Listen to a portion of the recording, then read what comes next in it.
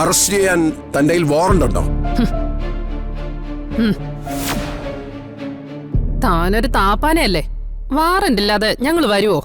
പൊതു തെരഞ്ഞെടുപ്പിന്റെ കാറ്റ് എനിക്കെതിരായി വീശിയപ്പോഴേ ഈ അറസ്റ്റ് ഞാൻ പ്രതീക്ഷിച്ചതാ.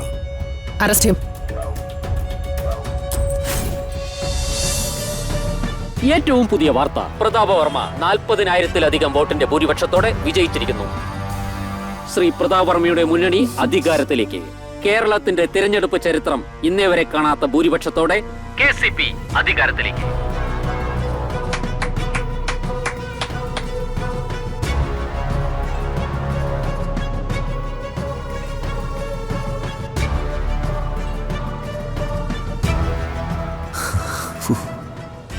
എന്നോട് പോലും പറയാത്തൊരു പ്ലാൻ ഋതുവിനുണ്ടായിരുന്നല്ലേ?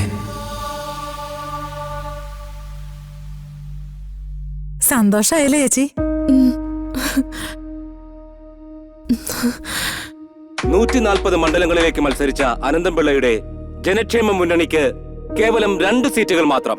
138 സീറ്റുകളുമായി പ്രതാപവർമ്മയുടെ മുന്നണി അധികാരത്തിലേക്ക്. അങ്ങനെ പൊട്ടിച്ച് കാലുവാരികളെ പൊട്ടിച്ച്.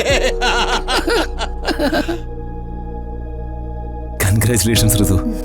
Thank you so much. വാ സർ, കൺഗ്രാറ്റ്സ്. താങ്ക് യു മക്കളെ. എന്റെ ഈ മുന്നണിയുടെ വിജയശില്പികൾ നിങ്ങളാണ്. അയ്യോ സാറേ, ഞാനില്ല, ഋതു മാത്രം.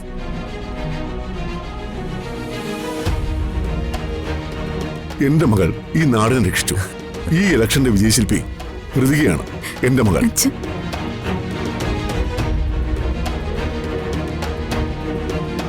യാമിനി, എല്ലാവർക്കും ലഡു വിതരണം ചെയ്യാമിനി.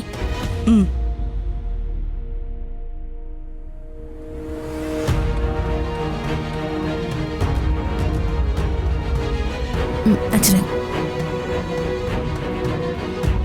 താങ്ക് യു മോളെ.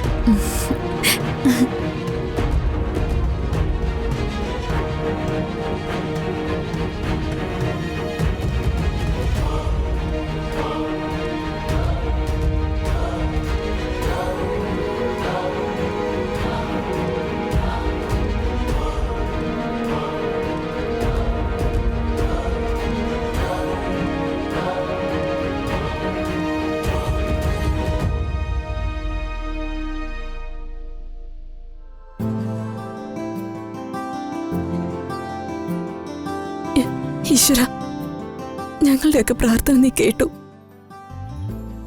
എങ്ങനെ നന്ദി പറയണമെന്ന് എനിക്കറിയില്ല. നേർന്ന എല്ലാ നേർച്ചകളും ഞാൻ നടത്തിയേക്കാം.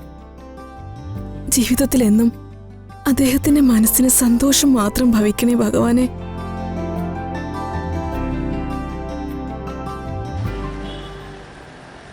പടിയാടി, ഈ ഇലക്ഷന് നമ്മൾ കിടന്ന പെടാപ്പാട് പെട്ടിട്ടും നമുക്ക് ഫീസ് ഒന്നും ഇല്ലേ? നമുക്ക് ടപ്പിയൊക്കെ ഫ്രൈയും റൈസ് സൂപ്പും. അതൊന്ന് ഇംഗ്ലീഷിൽ വിദ്യാഭ്യാസം കുറവാണല്ലേ. കപ്പയും കഞ്ഞിവെള്ളമെന്ന്. ഓ, അയാള് മനസ്സറിഞ്ഞ് ഒന്നും തരില്ല അളിയാ. അതുകൊണ്ട് കട്ടെടുത്തോളണം. അയ്യോ പോലീസ്, തള്ളേ പേല. അയ്യോ പണിയായല്ലോ. നിങ്ങൾ അനന്തൻപിള്ളയുടെ? ആരുമല്ല, ഞങ്ങള് ടാക്സി ഡ്രൈവേഴ്സ് ആണ്. ഈ ഇലക്ഷന് കാർ ഓടിയന്റെ കാശ് മേടിക്കാൻ വേണ്ടി വന്നതാണ് അല്ലേ?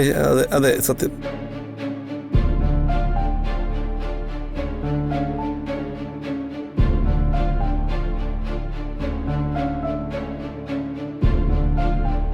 സാർ വരുന്നത്.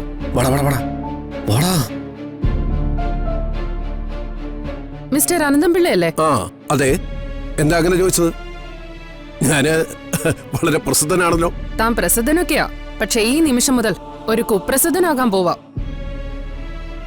തന്നെ അറസ്റ്റ് ചെയ്യാനാ ഞങ്ങൾ വന്നത്. അറസ്റ്റ് ചെയ്യാൻ വന്നോ? എന്താ കാര്യം? കാര്യങ്ങൾ പറയാതെ താൻ വരില്ല? ഒരിക്കലും വരില്ല. എന്നാ കാര്യങ്ങൾ അറിഞ്ഞോ? പ്രതാപവർമ്മയെ ബോംബ് വെച്ച് കൊല്ലാൻ ഗൂഢാലോചന നടത്തി. അത് നടപ്പാക്കി എന്നുള്ളത് ഒന്നാമത്തെ കുറ്റം. ഇലക്ഷൻ ചട്ടങ്ങൾ ലംഘിച്ച് ദീപക് എന്ന സ്ഥാനാർത്ഥിയെയും മറ്റുള്ളവരെയും ജയിപ്പിക്കാൻ കണക്കിൽപ്പെടാത്ത കോടികൾ വോട്ടർമാർക്ക് വിതരണം ചെയ്തത് രണ്ടാമത്തെ കുറ്റം. കുറ്റങ്ങൾ ഒത്തിരിയുണ്ട്, ബാക്കി അങ്ങ് മജിസ്ട്രേറ്റിന് മുമ്പിൽ ചെല്ലുമ്പോ പറയാം. ബാവാ ഇപ്പൊ കിട്ടും.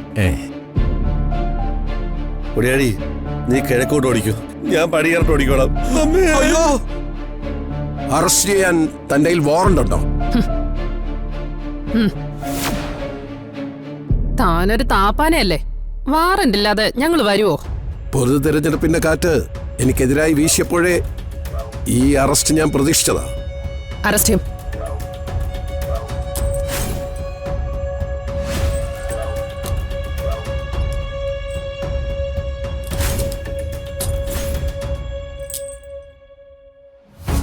Take him.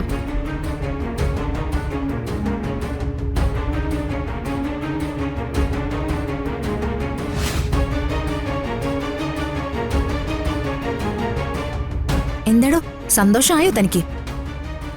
എന്റെ അച്ഛനോട് ചെയ്ത കൊടും കുറ്റത്തിന് ഋതിക വർമ്മ വെറുതെ ഇരിക്കുമെന്ന് താൻ വിചാരിച്ചോ? എന്റെ അച്ഛന് ബോംബ് വയ്ക്കാൻ നടത്തിയ ഗൂഢാലോചനയില് വേറെ ആരൊക്കെ ഉണ്ടെന്ന് താൻ പറയണം പോലീസിനോട്. താനൊരു ഓലപ്പടക്കം പൊട്ടിച്ച് വരട്ടിയ ഇലക്ഷന് ഞാൻ എന്റെ അച്ഛനെ തോൽപ്പിക്കാൻ കൂട്ടുനിൽക്കുമെന്ന് താൻ വിചാരിച്ചോ? ഞാൻ ദുഃഖിച്ചും വിഷമിച്ചും ഒക്കെ നടക്കുന്നത് കണ്ടപ്പോ ഈ കേരളം മുഴുവൻ തന്റെ മുന്നണി ജയിച്ചു കയറുമെന്ന് താൻ വിചാരിച്ചോ? ഞാനൊരു വിഡ്ഢിയാണെന്ന് താൻ കരുതിയോ? ഇലക്ഷന് നിങ്ങൾ തോറ്റത്, നിങ്ങളെ ഞാൻ തോൽപ്പിച്ചത് എങ്ങനെയാണെന്ന് ഞാൻ വിളിച്ചു പറയണോ? അല്ലെങ്കിൽ വേണ്ട, അതൊരു സസ്പെൻസ് ആയിട്ട് നിൽക്കട്ടെ. എന്റെ അച്ഛനെ അപമാനിച്ച് കളങ്കമില്ലാത്ത ആ മനുഷ്യന്റെ മനസ്സ് തളർത്തി അദ്ദേഹത്തെ രാഷ്ട്രീയമായി നശിപ്പിക്കണമെന്ന് താൻ കരുതിയല്ലേ?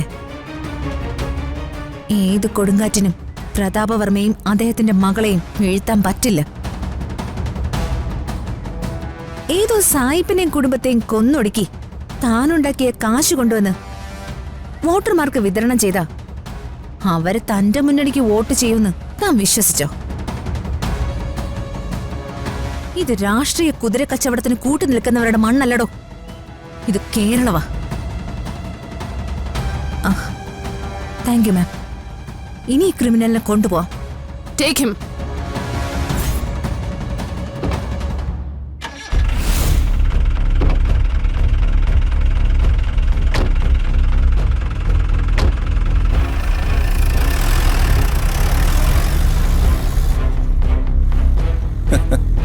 ഋതു, ദേ ഇവനെ മണ്ടന.